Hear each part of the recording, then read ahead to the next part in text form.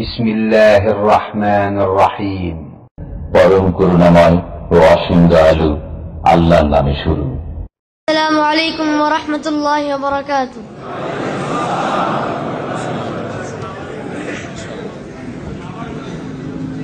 আউযু বিল্লাহি মিনাশ শাইতানির রাজীম। বিসমিল্লাহির রহমানির রহিম। ইয়া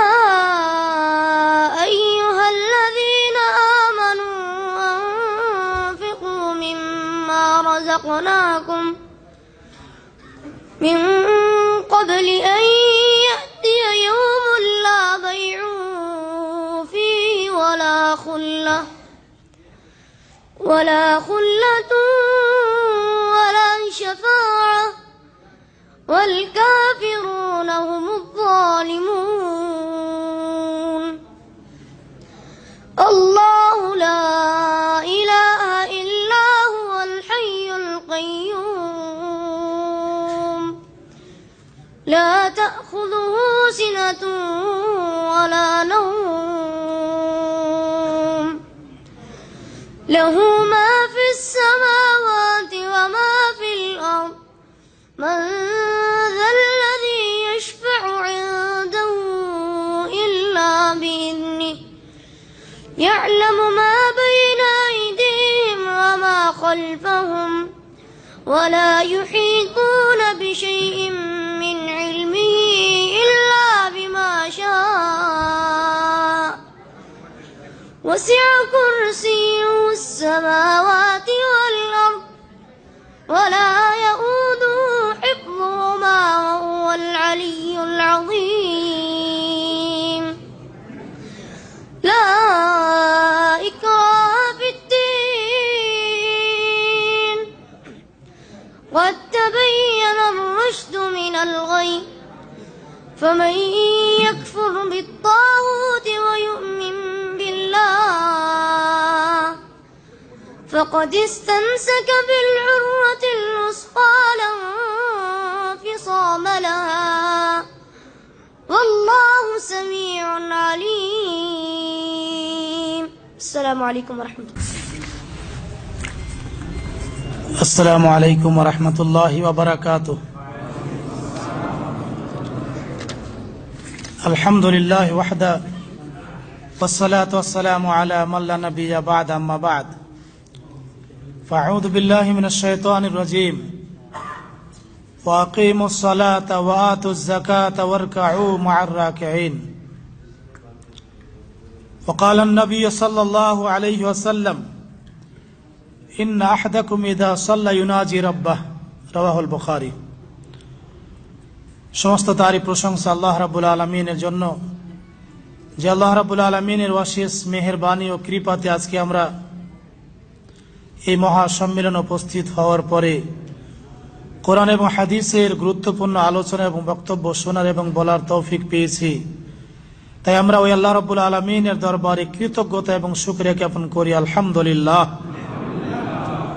সালাত এবং সালাম বর্ষিত হোক প্রিয় নবী মুহাম্মদুর রাসূলুল্লাহ সাল্লাল্লাহু আলাইহি সাল্লামের প্রতি। আল্লাহুম্মা সাল্লি আলা আল্লাহুম্মা বারিক আলাইহি। সম্মানিত উপস্থিতি, উলামায়ে কেরামগণ এবং ভাতৃমণ্ডলী, আল্লাহ রাব্বুল আলামিন আমাদেরকে সালাত এমন একটি গুরুত্বপূর্ণ ইবাদত দিয়েছেন, তা সম্পর্কে সংক্ষিপ্ত আলোচনা আপনাদের সামনে পেশ করব। ওমা তৌফিক ইল্লা বিল্লাহ আলাইহি তাওয়াক্কালতু ওয়া ইলাইহি উনীব। সালাতুর রাসূল বা রাসূলুল্লাহ সাল্লাল্লাহু আলাইহি ওয়াসাল্লামের নামাজ, এই সালাত আরবিতে বলা হয় সালাত, ফার্সি ভাষাতে বলা হয় নামাজ, উর্দু, হিন্দি এবং বাংলা ভাষাতেও নামাজ বলা হয়। এই সালাতের অনেকগুলো দিক রয়েছে। সব দিক যদি আলোচনা করা হয় তাহলে অনেক সময়ের প্রয়োজন। আজকে কয়েকটি দিক নিয়ে আলোচনা করব, যে দিকগুলো অত্যন্ত মানুষের জীবনে দরকার রয়েছে। প্রথমত আপনাদেরকে এই কথাই বলবো যে সালাতের গুরুত্ব কি ও কেন।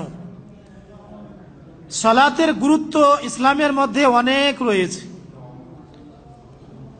একটি কথা আপনি বারবার শুনেছেন যে আল্লাহ রাব্বুল আলামিন পবিত্র কুরআনুল কারীমের মধ্যে বহুবার সালাতের কথা বলেছেন। একবার দুইবার নয়, অনেকবারই সালাতের কথা বলেছেন। এই বারবার সালাতের কথা বলার উদ্দেশ্যই হচ্ছে যে সালাতের অত্যন্ত গুরুত্ব রয়েছে ইসলামের মধ্যে। যেমন আপনার মা বা বাবা যদি আপনাকে কোনো কিছু আনতে বলেন যে বাজার থেকে আমার জন্য এই জিনিসটা ক্রয় করে আনবে, আপনাকে 2 বার 3 বার 4 বার যদি বলেন, তাহলে আপনি সেটা অবশ্যই কিনে নিয়ে আসেন। এবং এই 4 বার 5 বার বলাটাই প্রমাণ করে যে আপনার মা বাবার এই জিনিসের প্রয়োজন রয়েছে। আপনার স্ত্রী, আপনার ছেলে মেয়ে কোনো কিছু যখন আপনার কাছে বারবার চাই, তখন ওই জিনিসের গুরুত্ব বুঝে আপনি সেটা তাদেরকে দেওয়ার চেষ্টা করে এবং যথাসময়ে তা দিয়ে দেন। একটি কথা বারবার এখানে বলা হয় যে সালাত এমন একটি গুরুত্বপূর্ণ ইবাদত, কোরআনুল কারীমের মধ্যে শুধু 82 বার নয়, 82 বার তো সালাতের সঙ্গে যাকাতের কথা আছে, 100 বারেরও বেশি এই সালাতের কথা বর্ণনা করা হয়েছে পবিত্র কোরআনুল কারীমের মধ্যে। আপনার কোম্পানির মুদির যদি আপনাকে 3 বার 4 বার একটি কথা বলেন যে সকাল 6টার সময় আমার বাসায় আসবে, এ কথা কয়েকবার যখন বলেন, আপনি তখন চিন্তা করেন যে 6টা কখন বাজবে, আমি কখন যাব, কারণ ওই কথার মধ্যে গুরুত্ব রয়েছে, ঠিক না? তো আল্লাহ রাব্বুল আলামিন এই সালাতের অত্যন্ত গুরুত্ব দিয়েছেন। এর আরেকটি গুরুত্ব হচ্ছে যে আপনার জীবনে হজ একবার ফরজ ধনী ব্যক্তিদের প্রতি, সিয়াম বছরে কয়বার ফরজ? একবার। যাকাত ধনীদের প্রতি কয়বার ফরজ? একবার ফরজ। কিন্তু সালাত এমন একটি গুরুত্বপূর্ণ ইবাদত যে দৈনিক একজন মুসলিমকে 5 বার আদায় করতে হয়। অন্যান্য ইবাদতের ব্যাপারে এতটি গুরুত্ব দেওয়া হয়নি।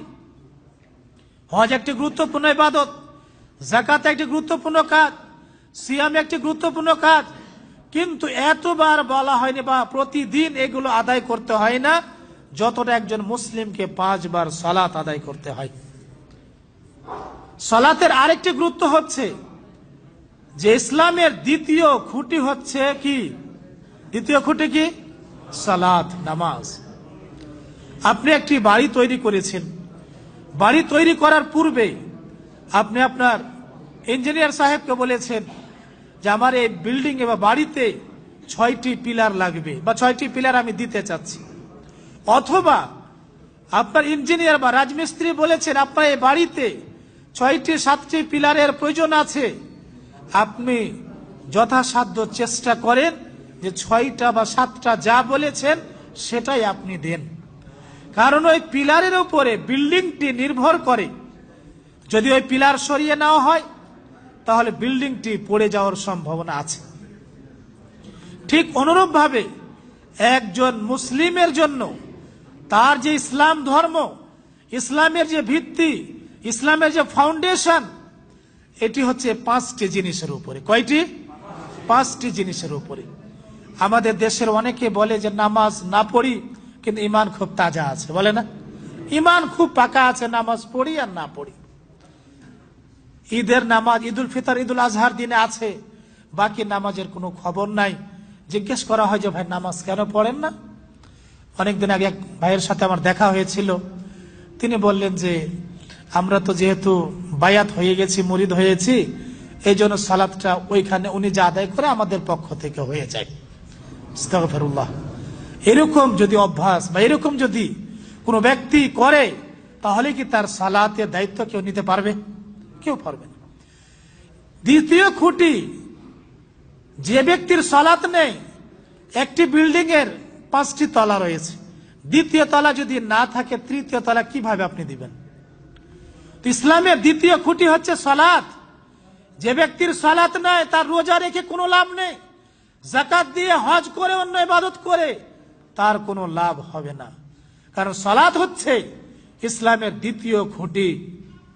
এই মর্মে একটি হাদিস আপনার সামনে পেশ করি, যে হাদিসটি এসেছে সহিহ বুখারীতে। সহিহ বুখারীর 8 নম্বর হাদিস এবং সহিহ মুসলিমের 16 নম্বর হাদিস। রাসূলুল্লাহ সাল্লাল্লাহু আলাইহি ওয়াসাল্লাম বলেছেন, বুনিয়াল ইসলাম আলা খামস, ইসলামের ভিত্তি হচ্ছে 5টি জিনিসের উপরে। ইসলামের ফাউন্ডেশন, ভিত্তি, পিলার, খুঁটি কয়টি? 5টি। প্রথমটি হচ্ছে শাহাদাতে আল্লাহ ইলাহা ইল্লাল্লাহ ওয়া আন্না মুহাম্মাদার রাসূলুল্লাহ, সাক্ষ্য প্রদান করা যে আল্লাহ ব্যতীত কোনো সত্য ইলাহ নেই, সত্য মাবুদ নেই। আমরা ছোটবেলাতে পড়তাম যে আল্লাহ ছাড়া কোনো মাবুদ নেই, এরকম পড়তাম না? মাবুদ মানে যার ইবাদত করা হয়। আল্লাহকে বাদ দিয়ে এই পৃথিবীতে অনেক মাবুদের ইবাদত করা হয়। অনেকে কবরে মাজারে সাজদা করে, অনেকে দুর্গা দরগার সাজদা করে, এদেরকে মাবুদ মনে করে। সত্য মাবুদ, মাবুদে হক হচ্ছেন একমাত্র কে? আল্লাহ রাব্বুল আলামিন। তাহলে যখনই আপনাকে জিজ্ঞেস করা হবে যে এই কালিমার সঠিক অর্থ কি, তখন আপনি বলবেন আল্লাহ ব্যতীত কোন সত্য মাবুদ নেই, ওয়া আন্না মুহাম্মাদার রাসূলুল্লাহ, এবং মুহাম্মদ সাল্লাল্লাহু আলাইহি ওয়াসাল্লাম তিনি হচ্ছেন আল্লাহর রাসূল। এটা হচ্ছে ইসলামের প্রথম খুঁটি। দ্বিতীয় হচ্ছে ওয়া ইকামিস সালাহ, নামাজ কায়েম করা।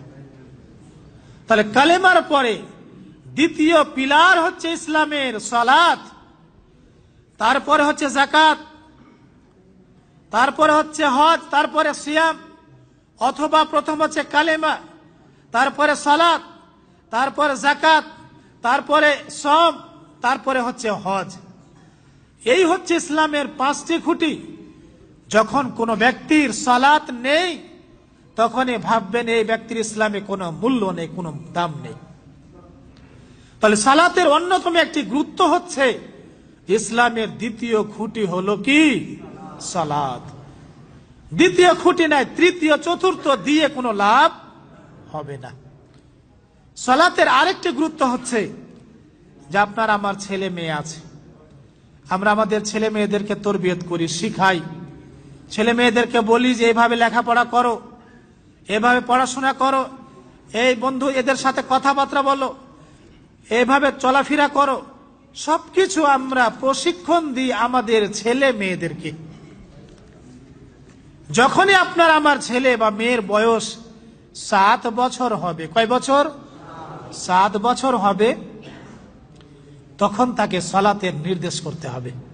কিন্তু যাকাত, সওম, হজ এগুলো নির্দেশ 7 বছরে আসেনি। এখানে আরেকটি কথা বলা যায়, যখন একজন ছেলে বা মেয়ের 7 বছর বয়স হয়ে যায়, তখন সে হক বাতিলের মধ্যে পার্থক্য করতে পারে, কোনটা সত্য কোনটা মিথ্যা বলতে পারে, রাত দিনের মধ্যে পার্থক্য করতে পারে, কোনটা ন্যায় কোনটা অন্যায় সেটা পার্থক্য করতে পারে। এই জন্য রাসূলুল্লাহ সাল্লাল্লাহু আলাইহি ওয়াসাল্লাম বলেছেন, মুরু আবনাকুম বিসসালাত ওয়া হুম আবনাউ 7 সিনিন, তোমরা তোমাদের সন্তানদেরকে, ছেলেদের মেয়েদেরকে নামাজের আদেশ করো। অধিকাংশ মানুষই মসজিদে যায় না। বাবা যদি নামাজ না পড়ে, ছেলে মেয়ে নামাজ পড়বে? যদি কোনো পুরুষ নামাজ না পড়ে, তার স্ত্রীকে নামাজ পড়বে? কখনো নয়। আপনি আপনার ছেলে মেয়েকে যখনই সালাতের নির্দেশ করবেন, তখনই আপনি রাসূলুল্লাহ সাল্লাল্লাহু আলাইহি ওয়াসাল্লামের হুকুম মানলেন। এবং এখানে আরেকটি কথা বলা যায় যে 7 বছরের পূর্বে নির্দেশ কেন হয়নি, এর জবাব শেখ আব্দুর রাজ্জাক বিন আব্দুল মুহসিন আল বাদর হাফিজাহুমুল্লাহ, যিনি মসজিদে নববীতে হাদিসের দার্স দেন, তিনার নাম হচ্ছে আব্দুল মুহসিন, তিনার ছিল আব্দুর রাজ্জাক আল বাদর। তিনি এই কথাটি উল্লেখ করেছেন যে যখন একজন সন্তানের বয়স 7 বছর হয়, তখন তার মধ্যে ভালো মন্দের মধ্যে পার্থক্য করার একটা পদ্ধতি চলে আসে। সে কোনটা ভালো কোনটা মন্দ, কোনটা হক কোনটা বাতিল, এগুলো কিন্তু পার্থক্য করতে পারে যখনই 7 বছর বয়স হয়ে যায়। তাহলে চিন্তা করেন যে আপনার ছেলে আপনার মেয়ে এদের বয়স 7 বছর হয়েছে, এদেরকে নামাজের কথা বলবেন। যখন এই 7 থেকে নিয়ে 10 বছর পর্যন্ত নামাজের ট্রেনিং চলবে, নামাজের প্রশিক্ষণ চলবে। আপনি পুরুষ মানুষ মসজিদে গিয়ে সালাত আদায় করবেন, আপনার ছেলেকে মসজিদে নিয়ে যাবেন।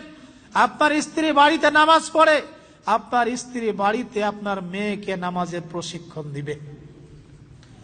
জুমার দিনে দেখা যায় যে মসজিদ ফুল হয়ে যায়, মসজিদে কোনো জায়গা নেই, কিন্তু জুমাও শেষ হয়ে গেল, আসরের সময় দেখা যায় 4 কাতার 5 কাতার মুসল্লি আছে, ঠিক না?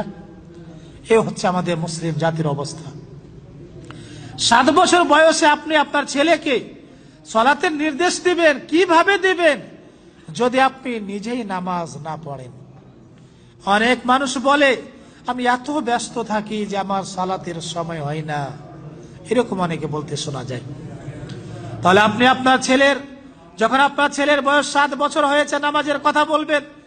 যখনই 10 বছর হয়েছে নামাজ যদি তারা না পড়ে তাদেরকে প্রহার করবেন, মারবেন, তাকে আদব শিক্ষা দিবেন, তাকে বলবেন যে তুমি কেন নামাজ পড়বে না। ওয়াফাররিকু বাইনাহুম ফিল মাদাজি, এবং তাদের বিছানা আলাদা করে দিবেন। এক বিছানাতে ছেলে মেয়েদের বয়স 10 হয়ে গেছে, মেয়ের বিছানা আলাদা হবে, ছেলের বিছানা আলাদা হবে। তখন বাবার সাথে ছেলে ঘুমাবে না, মায়ের সাথে মেয়ে ঘুমাবে না, একটু আলাদা ভাবে ঘুমাবে। এ হচ্ছে শরীয়তের পদ্ধতি।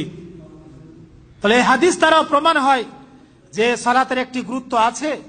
অন্য ইবাদত গুলো 7 বছরে করার নির্দেশ নেই, কিন্তু সালাতের এত গুরুত্ব যে 7 বছরের নির্দেশ দেওয়া হয়েছে। এখানে আরেকটি কথা বলি আপনাকে সালাতের গুরুত্বের ব্যাপারে, যে আপনি যত গভীর সম্পর্ক আল্লাহ রাব্বুল আলামিনের সাথে করতে চাইবেন, প্রত্যেকে চাই যে আপনার সম্পর্ক বা আমার সম্পর্ক আল্লাহ রাব্বুল আলামিনের সাথে সুদৃঢ় হোক, গাঢ় হোক, আল্লাহ যেন আমাকে ভালোবাসুক, এইরকম আমরা প্রত্যেকে চাই। কিন্তু যে ব্যক্তি সালাত আদায় করে না সে ব্যক্তির সম্পর্ক আল্লাহ রাব্বুল আলামিনের সাথে থাকবে না। পক্ষান্তরে যারা 5 ওয়াক্ত সালাত আদায় করে, যারা নামাজ পড়ে, 5 ওয়াক্ত মসজিদে যায়, আল্লাহ রাব্বুল আলামিন এর হুকুম আদেশ পালন করে মসজিদে গিয়ে 5 ওয়াক্ত সালাত আদায় করে, তখনই ওই ব্যক্তির সম্পর্ক আল্লাহ রাব্বুল আলামিনের সাথে সুদৃঢ় হয়, মজবুত হয়। তাহলে সালাত হচ্ছে বান্দা এবং আল্লাহর মাঝে সম্পর্কের একটি মাধ্যম। বান্দা বলছে আমি আল্লাহকে খুব ভালোবাসি, আল্লাহর সব কথা মানি, কিন্তু নামাজটা পড়িনি, এই কথা যারা বলে তারা হচ্ছে মিথ্যু। কারণ যে ব্যক্তির সম্পর্ক আল্লাহর সাথে গভীর থাকবে সে ব্যক্তি কখনো সালাত ছেড়ে থাকতে পারবে না, পারবে না। তাহলে আপনি যদি চান যে আপনার সম্পর্ক আল্লাহ রাব্বুল আলামিনের সাথে সুদৃঢ় হবে, মজবুত হবে, তাহলে আপনি আল্লাহর কাছাকাছি হবেন, আল্লাহ আপনাকে মোহাব্বত করবেন, ভালোবাসবেন, জীবনের গুনাহগুলি মাফ করে দিবেন। আপনি আপনার মনের কথাগুলো আল্লাহ রাব্বুল আলামিনকে বলতে পারবেন। একটাই মাধ্যম হচ্ছে যে আপনি উজু করেন, সালাত আদায় করেন, সাজদায় পড়ে পড়ে আপনি আল্লাহ রাব্বুল আলামিনকে ডাকেন, আল্লাহর কাছে দোয়া করেন, আপনি আপনার বিপদ থেকে উদ্ধারের জন্য আল্লাহর কাছে চান, আল্লাহ রাব্বুল আলামিন অবশ্যই ব্যবস্থা করবে ইনশাআল্লাহ। আমরা বিপদে পড়ি, মানুষকে বলি এই বিপদে পড়েছি, ছেলে মেয়ে অ্যাক্সিডেন্ট হয়েছে, এই অপরাধ হয়েছে, এই যে টাকা পয়সা নেই, চাকরি নেই, কখন হতো সৌদি আরব থেকে আমার এক্সিট লেগে যেতে পারে, এরকম আমরা মানুষকে বলি। কিন্তু মানুষকে বলে আপনার কোনোই ফায়দা হবে না যতক্ষণ পর্যন্ত আপনি আল্লাহ রাব্বুল আলামিনকে বলেননি। আর একজন ব্যক্তি যখনই আল্লাহ রাব্বুল আলামিনের 5 ওয়াক্ত সালাত আদায় করে, সালাত আদায় করলে একজন ব্যক্তি আল্লাহ রাব্বুল আলামিনের সাথে গোপনে কথা বলে। সহিহ বুখারীর একটি হাদিসে পাওয়া যায়, রাসূলুল্লাহ সাল্লাল্লাহু আলাইহি ওয়াসাল্লাম বলেছেন, ইন্না আহাদাকুম ইযা সাল্লা ইউনাজি রাব্বাহ, যখন তোমাদের কোনো ব্যক্তি সালাত আদায় করে, নামাজ পড়ে, ইউনাজি রাব্বাহু, সে তার প্রতিপালকের সাথে আল্লাহ রাব্বুল আলামিনের সাথে গোপনে চুপকে আস্তে আস্তে কথা বলে। সুবহানাল্লাহ। তাহলে আপনি আপনার মনের কথা আল্লাহ রাব্বুল আলামিনকে বলতে পারবেন যখন আপনি সালাত আদায় করবেন। আপনার চাকরি নেই, সালাতে পড়ে সালাত আদায় করেন, সাজদায় আপনি দোয়া করেন, আল্লাহর কাছে রিজিক চান, দুনিয়া এবং আখিরাতের যা কিছু চাওয়ার দরকার আছে গোপন ভাবে আল্লাহ রাব্বুল আলামিনের কাছে আপনি চাইতে পারবেন ওই সময়, যেই সময় আপনি সালাত আদায় করবেন। কিন্তু যারা সালাত আদায় করে না, নামাজ আদায় করে না, অনেককে দেখা যায় আজান হলে মানুষের গাড়ি ধৌত করে, আজান হলে গাড়ি বের করে টান দিয়ে আরেক জায়গায় চলে যায়। এই সমস্ত লোকের জীবনে কোনো উন্নতি নেই। দেখে মনে হয় যে অনেক টাকা পয়সা ইনকাম করেছে, কিন্তু দেখবেন তাদের কোনো শান্তি নেই, এদের কোনো নিরাপত্তাও নাই। এই সালাতের তাহলে কত গুরুত্ব যে আপনি আপনার রবের সাথে, পালন কর্তার সাথে গোপনে চুপে চুপে আস্তে আস্তে আপনি কথা বলার সুযোগ পাচ্ছেন। আপনি আপনার মনের কথা আল্লাহ রাব্বুল আলামিনকে বলতে পারছেন কিসের মাধ্যমে? সালাতের মাধ্যমে, নামাজের মাধ্যমে। সালাতের আরেকটি গুরুত্ব হচ্ছে যে রাসূলুল্লাহ সাল্লাল্লাহু আলাইহি সাল্লাম এর কাছে যখনই কোনো বিপদ আসতো তখন তিনি উজু করে সালাত আদায় করতেন। শুধু তাই নয়, এই সালাতের কত গুরুত্ব দিয়েছেন। একজন সাহাবীকে বলেছিলেন, সাল্লে কায়মান, দাঁড়িয়ে নামাজ পড়ো। দাঁড়িয়ে যদি নামাজ না পড়তে পারো, বসে বসে নামাজ পড়ো। বসে বসে না পড়লে শুয়ে শুয়ে ইশারা ইঙ্গিতে নামাজ পড়ো।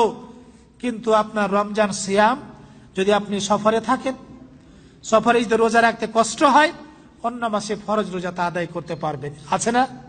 শরীয়তে অনুমতি আছে কিনা? অবশ্যই আছে। কিন্তু সালাতটা অসুস্থ হয়েছেন, দাঁড়াতে পারছেন না, আর বলবেন যে এখন তো সালাত আদায় করতে পারবো না, অসুস্থতা সেরে যাবে, যখন সুস্থ হয়ে যাব তো একসাথে 10 দিনের সালাত নামাজ আদায় করে নেব, এরকম কোন সুযোগ আছে? সুযোগ আছে? সুযোগ নেই। তাহলে চিন্তা করুন যে এই সালাতের কত গুরুত্ব। আপনি দাঁড়িয়ে নামাজ পড়তে পারেন না, বসে বসে পড়েন।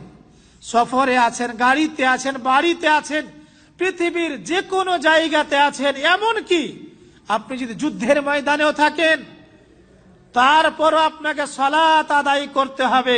তাহলে এই সালাতের কত গুরুত্ব আছে ইসলামের মধ্যে। সালাতের আরেকটি গুরুত্ব হচ্ছে যে প্রিয় নবী মুহাম্মদুর রাসূলুল্লাহ সাল্লাল্লাহু আলাইহি সাল্লাম যখন এই পৃথিবী থেকে বিদায় নিচ্ছিলেন, আমরা যখন বা আমাদের আত্মীয় স্বজন যখন মারা যায়, মৃত্যুবরণ করে, ছেলেকে, মেয়েকে, স্ত্রীকে ডেকে অনেক কিছুই বলে, অনেক উপদেশ দেয়। আর আমাদের দেশে আরেকটা বদ স্বভাব আছে যে মৃত্যুর সময় মহিলাকে বলে, তোমার স্বামী তো মারা যাচ্ছে, তাড়াতাড়ি মোহরটা মাপ দাও। বলে না? মোহরটা মাপ দাও। কেন মাপ দিবে? আপনি 40-50 বছর তাকে নিয়ে থাকলেন, তার মোহরানাটা আদায় করলেন না কেন? অনেক সময় দেখা যায় মারা গিয়েছে, গ্রামের মাতব্বর সর্দার মোড়রা আসে, জিজ্ঞেস করে, তুমি তোমার স্বামীকে তোমার দেন মোহরটা মাফ করেছো কিনা? মহিলা তখন কি করবে? জীবদ্দশায় সে মোহর দেয়নি, যে মোহরটা বিয়ের সময় দেওয়া দরকার ছিল, এখন মৃত্যুবরণ করেছে, আর কি করবে? মাফ দিতেই হয়। আল্লাহ রাব্বুল আলামিন তার প্রিয় নবী মুহাম্মদুর রাসূলুল্লাহ সাল্লাল্লাহু আলাইহি সাল্লামের মৃত্যু দিয়েছিলেন। যখন রাসূলুল্লাহ সাল্লাল্লাহু আলাইহি সাল্লাম মৃত্যুবরণ করছেন, তার পূর্বে যেই উপদেশটি তিনি দিয়ে গেছেন, যে কথার প্রতি গুরুত্ব আরোপ করে গিয়েছেন, সেটা হচ্ছে কি? সালাত, নামাজ। সুনান ইবনে মাজার 2658 নম্বর হাদিসে আছে, রাসূলুল্লাহ সাল্লাল্লাহু আলাইহি সাল্লামের, আলী রাদিয়াল্লাহু তাআলা আনহু বলেন, কান আখিরু কালামিন নবী সাল্লাল্লাহু আলাইহি সাল্লাম আস-সালাতু ওয়া মা মালাকাত আইমানুকুম। আলী রাদিয়াল্লাহু তাআলা আনহু রাসূলুল্লাহ সাল্লাল্লাহু আলাইহি সাল্লামের জামাই ছিলেন। তিনি বলছেন যে রাসূলুল্লাহ সাল্লাল্লাহু আলাইহি সাল্লামের সর্বশেষ যে বাণীটি ছিল মৃত্যুর আগে, সেটা কি ছিল? আস-সালাত, আস-সালাত ওয়া মা মালাকাত আইমানুকুম। তোমরা নামাজ কায়েম করো, নামাজকে আঁকড়িয়ে ধরো, যথাসময়ে নামাজ আদায় করো। ওয়া মা মালাকাত আইমানুকুম, এবং তোমাদের অধীনস্থ লোকদের সাথে সৎ ব্যবহার করো।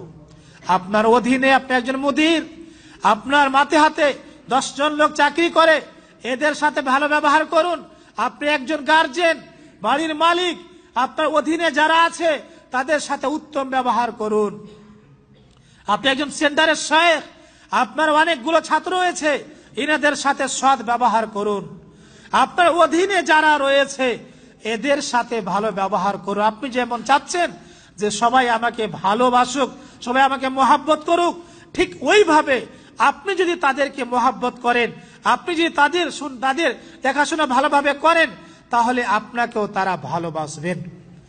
এখানে একটি কথা গুরুত্ব আছে, সেটি হচ্ছে যে রাসূলুল্লাহ সাল্লাল্লাহু আলাইহি সাল্লাম সর্বশেষ বাণী, সর্বশেষ কথা যেটা তিনি বলে গেলেন, তিনি যাকাতের কথা বললেন না, হজের কথা বললেন না, তাওহীদের কথা বললেন না, শিরক উৎখাত করতে হবে তাই বললেন, এগুলো আগে বলেছেন।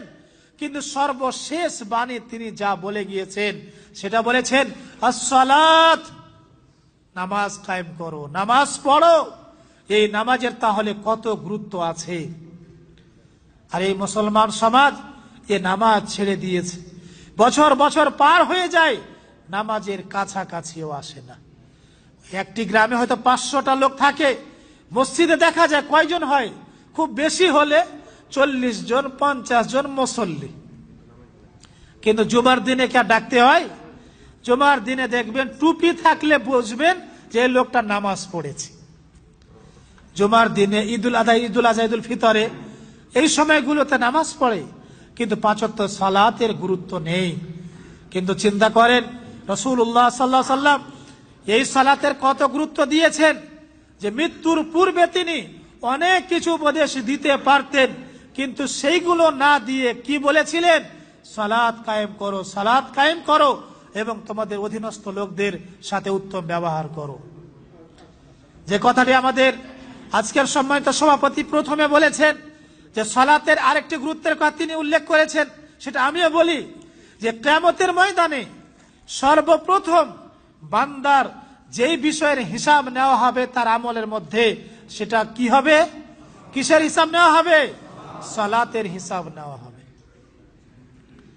সালাতে যদি আপনি পাস হয়ে যান তাহলে আপনি অন্যান্য ইবাদতে পাস হয়ে যাবেন। কিন্তু সালাতের পরীক্ষায় যদি ফেল হয়ে যান, কিয়ামতের ময়দানে ফেল হয়েছেন, এই দুনিয়াতে 2 বার 4 বার 5 বার ফেল হলেও পরীক্ষা দেওয়ার সুযোগ থাকে, থাকে না? সুযোগ থাকে। কিন্তু কিয়ামতের ময়দানে যদি আপনি ফেল হয়ে যান, সেদিন আল্লাহ রাব্বুল আলামিনকে বলেন যে আমাকে আরেকবার সুযোগ দাও, 5 ওয়াক্ত সালাত আদায় করব, ইমামের পিছনে থাকবো, প্রথম কাতারে থাকবো, এরকম কাজ করব। আল্লাহ তুমি আমাকে একবার সুযোগ দাও। আল্লাহ রাব্বুল আলামিন সুযোগ দিবেন? আল্লাহ সুযোগ দিবেন না? কাউকে দিয়েছেন? এই সুযোগ দেননি। তাহলে আপনি কেন বুঝতে চাচ্ছেন না? কেন আপনি এই সালাতের প্রতি যত্নবান হচ্ছেন না? কেন গুরুত্ব দিচ্ছেন না? তাহলে কিয়ামতের ময়দানে প্রথম সালাতের হিসাব হবে। যদি সালাতের উত্তরটা আপনি দিতে পারেন, তাহলে ইনশাআল্লাহ আপনি সমস্ত প্রশ্নের উত্তর দিতে পারবেন। এখানে 2টা পয়েন্টের 2টি কথা আলোচনা আরো করব। সেটা হচ্ছে যে সালাত আপনি কোন পদ্ধতিতে পড়বেন, সালাতুর রাসূল পড়বেন না সালাতুল মাযহাব পড়বেন? কি পড়বেন? তা ইমাম সাহেব বলে দিয়েছেন যে নামাজ শুরু করতে হলে নাওয়াইতো পড়তে হবে, আর আপনি বলছেন আমাদের হুজুর তো নাওয়াইতো শিখিয়ে দিয়েছে। এরকম করলে কাজ হবে? হ্যাঁ, জায়নামাজে দাঁড়িয়ে আপনি জায়নামাজের দুয়া পড়ছেন, পায়ের সাথে পা মিলান না, অ্যালার্জি হয়ে গেছে। পায়ে যদি পা লাগান তো আস্তে আস্তে সরাইতেই থাকে। আমাদের মসজিদের এক মুসল্লিকে, মুয়াজ্জিনকে দেখি যে পায়ে এরকম মারে। আমি বললেস তাদের বনি বললাম একদিন যে কেন মারছো? মানে এর বড় অ্যালার্জি হতে পারে। রাসূলুল্লাহ সাল্লাল্লাহু আলাইহি ওয়াসাল্লাম কি বলেছিলেন? জায়নামাজে দাঁড়িয়ে জায়নামাজে পাক করার দুয়া পড়ো, নাওয়াইতো পড়ো, নাভির নিচে হাত বাঁধো, আমিন বলিও না, রাফুল এদের করিও না, সূরা ফাতিহা পড়ে, এরকম বলেছিলেন কি? বলেছিলেন? বলেননি। তিনি কি বলেছেন? সাল্লু কামা রাআইতুমুনি উসাল্লি। সুবহানাল্লাহ। আজকাল দেখা যায় অধিকাংশ ইমামেরা এই সহিহ বুখারীর 631 নম্বর হাদিসকে লুকিয়ে দিয়েছে। আরেক ইমাম তো বলছে যে বাজি, আমাদের ওই মালদা চাপায়ের ভাষায় বলছে, এই সবুজ বইটা একটু আমার কাছ থেকে সরিয়ে দাও। কারণ তাওহীদ প্রকাশনা থেকে যেই তাওহীদে বুখারীটা বের হয়েছে সবুজ রঙের না, আগে সবুজ রঙের ছিল।